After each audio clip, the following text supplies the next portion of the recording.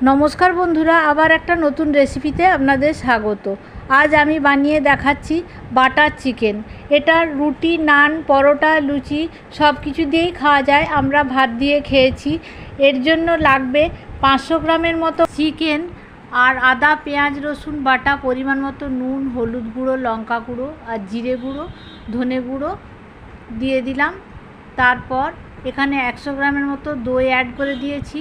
ম্যারিনেশনের জন্য আমি ভিজিয়ে রাখবো। আর একটা গোটা লেবুর রস দিয়ে দিলাম। তারপর কাঁচা সর্ষের তেল এর মধ্যে দিয়ে ভালো করে মাখিয়ে নেব। ম্যারিনেট করে রেখে দেব 2 ঘন্টা মতো। তারপর ফ্রাই প্যানে তেল দিয়ে নেব। তেলটা ভালো করে গরম হলে এর মধ্যে ফোড়ন, তেজপাতা, গরম মশলা, এলাচ, লবঙ্গ দিয়ে দিলাম। তারপর একটা বড় পেঁয়াজ কুচি দিয়ে খুব ভালো করে ভেজে নিলাম। লাল করে ভেজে নিতে হবে।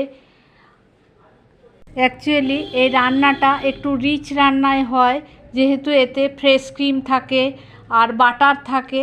আমি গরমের জন্য হালকা করেই বানিয়েছি। তারপর এর মধ্যে চিকেনটা অ্যাড করে দিলাম। ভালো করে নেড়ে চেড়ে নিয়ে পরিমাণ মতো নুন দিয়ে দিলাম। আর এই রান্নাটা ঢাকা চাপা দিয়েই রাঁধতে হবে। চিকেনটা যেন খুব সফট হয়ে যায়, যাতে রুটি পরোটার সঙ্গে খুব ভালোভাবে খাওয়া যেতে পারে। আর এখানে আমি একটু গোলমরিচ গুঁড়ো অ্যাড করে দিলাম। তারপর নেড়েচেড়ে নিয়ে আবারও ঢাকা দিয়ে দেব।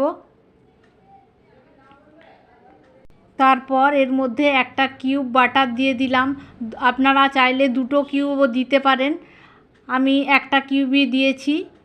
এখানে রান্না প্রায় আমার হয়ে এসছে। এবার খাওয়ার মধ্যে সার্ভ করে দিলাম।